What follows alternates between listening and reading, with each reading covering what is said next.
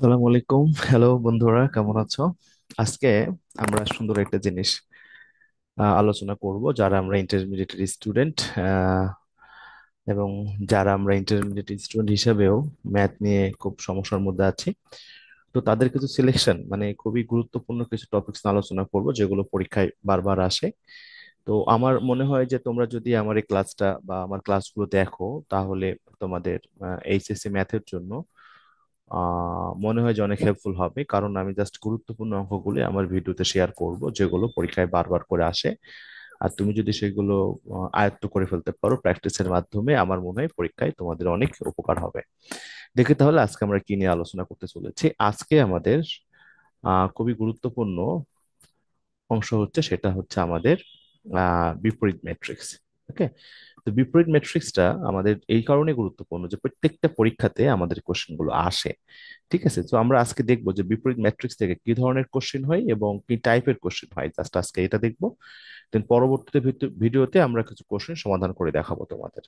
তো বিপরীত ম্যাট্রিক্স বলছে যে এ ও বি একই ক্রমের হতে হবে, এ ও বি একই ক্রমের হবে দুইটা, অব্যতিক্রমী বর্গ ম্যাট্রিক্স হতে হবে। তো এখানে বিপরীত ম্যাট্রিক্স হতে গেলে একটা ম্যাট্রিক্সে দুটা শর্ত হতে হবে, সেটা হলো ম্যাট্রিক্সটা অবশ্যই বর্গ হবে এবং ম্যাট্রিক্স অবশ্যই অব্যতিক্রমী হবে। বন্ধুরা, তোমরা বর্গ ম্যাট্রিক্স এবং অব্যতিক্রমী ম্যাট্রিক্স সম্পর্কে জানো। তারপর একটু বলি, বর্গ ম্যাট্রিক্স হলো যে ম্যাট্রিক্সের সারি ও কলাম সংখ্যা সমান, সারি ও কলাম সংখ্যা সমান, তাকে আমরা বর্গ ম্যাট্রিক্স বলি। আর অব্যতিক্রমী ম্যাট্রিক্স হলো যে ম্যাট্রিক্সের নির্ণায়কের মান শূন্য না, যে ম্যাট্রিক্সের নির্ণায়কের মান শূন্য না, তাকে আমরা অব্যতিক্রমী ম্যাট্রিক্স বলি। তাহলে তোমাকে যদি বলা হয় যে বিপরীত ম্যাট্রিক্স হওয়ার শর্ত কি, একটা ম্যাট্রিক্স কখন বিপরীত ম্যাট্রিক্স হবে, তো তুমি তখন এই দুইটা শর্ত বলবা অবশ্যই, যে এটা বর্গ এবং অব্যতিক্রমী হতে হবে। দেন তারপরে শর্ত, কি শর্ত, যে যদি দুইটা ম্যাট্রিক্সের গুণফল, তো আমি এখানে এ ও বি দুইটা ম্যাট্রিক্স ধরে নিয়েছি বন্ধুরা, ঠিক আছে। এই দুটার গুণফল আমি লিখতে পারি এ বি আকারে অথবা বি এ আকারে। ক্লিয়ার? যে যে উপায় হোক না কেন, দুটো ম্যাট্রিক্সের গুণফল যদি একক ম্যাট্রিক্স হয়, দেখো বন্ধুরা এখানে আমরা আই দিয়েছি, আই মানে তোমরা জানো আইডেন্টিটি ম্যাট্রিক্স বা একক ম্যাট্রিক্স।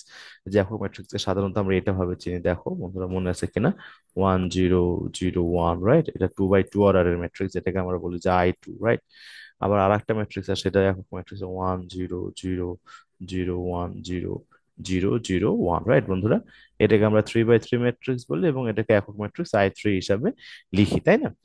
তো যাই হোক, এবার এই দুইটা ম্যাট্রিক্সের গুণফল যদি একক ম্যাট্রিক্স হয়, তবে বি এ এর বিপরীত ম্যাট্রিক্স অথবা এ বি এর বিপরীত ম্যাট্রিক্স, যেটা আমরা দেখো সুন্দর করে লিখে দিয়েছি, এ বি এর বিপরীত ম্যাট্রিক্স, বি এ এর বিপরীত ম্যাট্রিক্স। ক্লিয়ার? আমরা তো বলছি যে দুইটা ম্যাট্রিক্সের গুণফল যদি এ বি সমান বি এ সমান আই হয়, তাহলে এ বি পরস্পরের বিপরীত ম্যাট্রিক্স।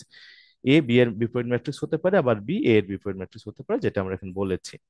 তো দেখো বন্ধুরা, আগের কন্ডিশন এখানে আমরা রিপিট করেছি যে এ যদি কোনো বর্গ এবং অব্যতিক্রমী ম্যাট্রিক্স হয় এবং যদি এ ইন্টু এ ইনভার্স সমান আই হয়। খেয়াল করছো ব্যাপারটা হচ্ছে এরকম, দেখো আমি এখানে এ বি সমান বি এ সমান আই লিখেছি, আবার দেখো এখানে বলছি যে এ সমান বি ইনভার্স, রাইট? এ সমান বি ইনভার্স অথবা বি সমান তুমি কি পাচ্ছ, এ ইনভার্স। তাহলে খেয়াল করো তো বন্ধুরা, এই জায়গা থেকে আমি টোটাল টুক আমি বলতে কি পারি না যে তুমি ভাই এ বি সমান আই, তাহলে এখানে বি সমান আমি কি পেলাম, এখানে খেয়াল করো বন্ধুরা, এই যে বি সমান আমি কি পেয়েছি, তাহলে পেয়েছি এ ইনভার্স। তাহলে দেখো তো A into A inverse equal to কত, আই হয়। তাহলে বলছে যে এই ঘটনা এখানে লেখা আছে, দেখো তারপর বলছে তাহলে এ ইনভার্স কে এর বিপরীত ম্যাট্রিক্স বলা হবে, এ ইনভার্স কে এর বিপরীত ম্যাট্রিক্স বলে। ওকে, এখন এটা আমরা বুঝতে পেরেছি মনে হয়। তো এখন আমরা যেটা করবো সেটা হলো বিপরীত ম্যাট্রিক্স নির্ণয় করতে কোন সূত্রের সাহায্যে। এই যে দেখো, এই সূত্রের সাহায্যে A inverse is equal to 1/a determinant of A into adjoint of A. A inverse is equal to 1/a determinant of A adjoint of A. যেখানে বন্ধুরা এই ডিটারমিনেন্ট অফ এ আমরা কিন্তু আগে বলেছি এটা অব্যতিক্রমী ম্যাট্রিক্স। অব্যতিক্রমী ম্যাট্রিক্স মানে কি, যার নির্ণায়কের মান শূন্য না। হ্যাঁ, যার নির্ণায়কের মান শূন্য না। তো এটা হলো আমাদের অব্যতিক্রমী ম্যাট্রিক্স এর শর্ত। ক্লিয়ার? তো আমার মনে হয় তোমরা এই ব্যাপারগুলো মনে রাখতে পারবে যে একটা বিপরীত ম্যাট্রিক্স হতে গেলে ম্যাট্রিক্সটাকে তিনটা শর্তে আমরা বিভক্ত করতে পারি। একটা হলো ম্যাট্রিক্সটা অবশ্যই বর্গ ম্যাট্রিক্স হতে হবে, দেন তারপরে অব্যতিক্রমী ম্যাট্রিক্স হতে হবে এবং তাদের গুণফল যদি একক ম্যাট্রিক্স হয়, তাহলে তারা পরস্পরের বিপরীত ম্যাট্রিক্স হবে। এই তিনটা খুবই গুরুত্বপূর্ণ শর্ত। এবং আমরা দেখবো যে এ ইনভার্স ম্যাট্রিক্স বা বিপরীত ম্যাট্রিক্স বের করার নিয়মটা কি। এই সূত্র হলো এইটা আমাদের, তাই না বন্ধুরা, যে A inverse is equal to 1/ডিটারমিনেন্ট of A into adjoint of A. এখন ঘটনা হলো এই ডিটারমিনেন্ট অফ এ কিভাবে নির্ণয় করতে হয় আমরা পরবর্তী ক্লাসে দেখবো, হ্যাঁ। অ্যাডজয়েন্ট ম্যাট্রিক্সটা কি এটা আমরা পরবর্তীতে দেখবো, হ্যাঁ। অ্যাডজয়েন্ট ম্যাট্রিক্সটা কি ছিল আমরা পরবর্তী ক্লাসে দেখবো। এগুলো আমরা খুঁটিনাটি করে আস্তে আস্তে পড়বো, কোনো সমস্যা নাই। এখন আমরা দেখবো যে এই বিপরীত ম্যাট্রিক্সটাকে কেন্দ্র করে আমাদের কি ধরনের কোশ্চেন হয়, হ্যাঁ। তো আমি যেটা দেখেছি বিভিন্ন বোর্ড কোশ্চেন থেকে অথবা বইয়ে যে কোশ্চেন গুলো দেওয়া আছে তার মধ্যে থেকে বিপরীত ম্যাট্রিক্স থেকে 4 ধরনের কোশ্চেন হয়, 4 টাইপ, হ্যাঁ, 4 টাইপ কোশ্চেন হয়। 4 টাইপ কোশ্চেন হয়। তো আমি আজকে যেটা করবো সেটা হচ্ছে তোমাদের এই 4 টাইপ কোশ্চেন কিভাবে কখন কিভাবে আসলে কিভাবে করতে হয় এবং কিভাবে তোমাদের পরীক্ষায় দেওয়া থাকে সেটা আমরা দেখবো। ক্লিয়ার? এই দেখো, প্রথমেই তোমাকে সরাসরি একটা ম্যাট্রিক্স দেওয়া থাকবে, বলবে যে এ সমান দেওয়া আছে, তো তুমি এ ইনভার্স বের করো, এ ইনভার্স বের করো। বন্ধুরা এটা খুবই কমন কোশ্চেন, সাধারণত এই কোশ্চেনটা আমাদের পরীক্ষায় বেশি আসে, হ্যাঁ। এই যে একটা ম্যাট্রিক্স দেওয়া থাকে তার এ ইনভার্স বের করতে বলে। দেন দেখো এটা টাইপ 1, হ্যাঁ, আমি ওয়ান বলতে এখানে টাইপ 1 বোঝাচ্ছি, টাইপ 1 বোঝাচ্ছি T1, এবং দেখো টি টু। এবার দেখো বলা আছে যে এ ইনভার্স দেওয়া আছে, খেয়াল করো বন্ধুরা, এ ইনভার্স দেওয়া আছে, তোমাকে এই বের করতে বলছো, রাইট। এই কোশ্চেনটা একটু আনইউজুয়াল, মানে এটা বেশিরভাগ পরীক্ষা আসে না। তবে যখন কোশ্চেন কঠিন করতে চায় স্যাররা তখন এই কোশ্চেনটা সাধারণত পরীক্ষায় দেয়। তবে ইউজুয়াল কোশ্চেন হলো এইটা, 1 নম্বর কোশ্চেনটা। 1 নম্বরটাই আমরা ভালোভাবে শিখবো, দেন 2 3 4 এগুলো আমরা দেখবো, কোনো প্রবলেম নাই। তাহলে এ ইনভার্স, সাধারণত পরীক্ষা যখন এ ইনভার্স সমান এ বের করতে বলে তখন আমরা যারা পরীক্ষার্থীরা আছে তখন কিন্তু চিন্তায় পড়ে যায়, কিরে কি ব্যাপার, এ থেকে ইনভার্স বের করা যায় কিন্তু এ ইনভার্স থেকে কিভাবে এ বের করা যায়। বন্ধুরা আমরা একটা সূত্র দেখে রাখবো এখানে, যদি আমরা পরের ক্লাসে এই অঙ্কগুলো প্র্যাকটিস করবো। দেখো একটা সূত্র আছে যে বিপরীত ম্যাট্রিক্সকে তুমি যদি বিপরীত ম্যাট্রিক্স বের করো আবার, তাহলে মূল ম্যাট্রিক্স ফিরে আসা যায়, হ্যাঁ, মূল ম্যাট্রিক্স ফিরে পাওয়া যায়।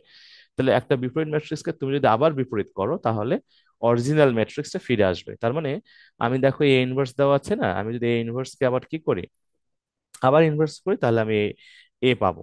ওকে, সো টেনশন নেই, এটা আমরা শিখবো আস্তে আস্তে। দেখুন এবার দেখো 3 নম্বর কোশ্চেন, এটা একটা টাইপ, এটা টাইপ 3। এটা টাইপ আমরা 3 বলতে পারি। এটা এটা টাইপ যে একটা ম্যাট্রিক্স এ দেওয়া আছে, দেখো তোমাকে বি বের করতে বলছে, হ্যাঁ, বি বের করতে বলছে। তো এই কোশ্চেনটা থাকলে আমরা পরীক্ষার্থীরা সবচেয়ে বেশি বিচলিত হয় যে কি ব্যাপার, এই ম্যাট্রিক্স দেওয়া আছে কিন্তু আমাকে বি বের করতে বলছে, তো এইটা আবার কিভাবে পসিবল, তাই না?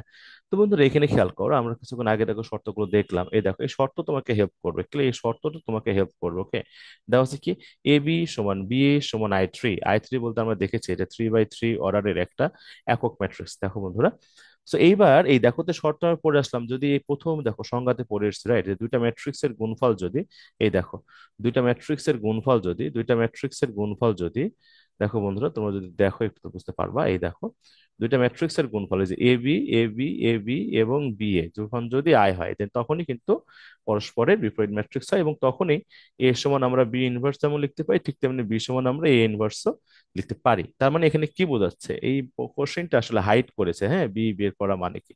আসলে বি বের করা মানে হলো আমরা যেমন দেখলাম যে শর্তটা হলে দুটো ঘটনা ঘটবে, একটা হলো এ সমান অবশ্যই বি ইনভার্স হবে, অথবা দেখলাম বন্ধুরা বি সমান অবশ্যই এ ইনভার্স হবে, যদি এই শর্তটা আমাদের হোল্ড করে। দেখো তো তাহলে এই যে বি যে বের করতে বললো, বি আসলে এইটা না, বি কিন্তু দেখো বন্ধুরা এইটা, রাইট। এবং দেখো এখানে এখানে দেখো বি মানে হলো এ ইনভার্সের সমান, তার মানে আমি যদি এই এটার এই যে এ ম্যাট্রিক্স দেওয়া আছে এটা যদি আমি কি করি, এ ইনভার্সটা বের করি বা বিপরীত ম্যাট্রিক্সটা বের করি, তাহলে আমি বি পেয়ে যাব। সো এটা ইজি, এটা খুবই ইজি, 1 নম্বর কোশ্চেনের মতো, জাস্ট তোমাকে কোশ্চেনটা একটু ঘুরিয়ে দেয়, এবং আমি যদি এটা চালাক হই প্র্যাকটিস করার সময় মনে রাখার চেষ্টা করি, তাহলে ইজি। কোশ্চেন নম্বর 4, যেটা টাইপ 4 বলছে, টাইপ 4 এটা আমাদের জন্য খুবই গুরুত্বপূর্ণ কোশ্চেন। এটাও সাধারণত যখন কোশ্চেন কঠিন হয় তখন এই কোশ্চেন গুলো দেয়।